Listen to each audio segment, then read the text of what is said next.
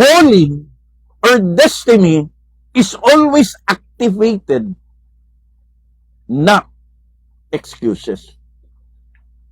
Kapatid, kung nais mong marating talaga ang plano at pangarap ng Diyos sa iyo, huwag tayo puro excuses. Mahirap yan. Di ko kaya yan. Magastos yan.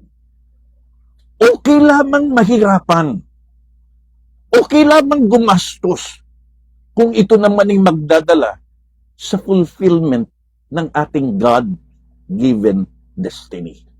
Okay lamang mahirapan at gumastos at masaktan kung ito naman ay magdadala ng fulfillment ng Diyos sa buhay mo. So tandaan po natin, destiny is like a calling. It is our God-given calling. Pero kung wala kang klarong direksyon, wala kang klarong goal, madadapa ka. Or marirelax ka lang sa iyong comfort zone. And worse, baka maligaw ka pa.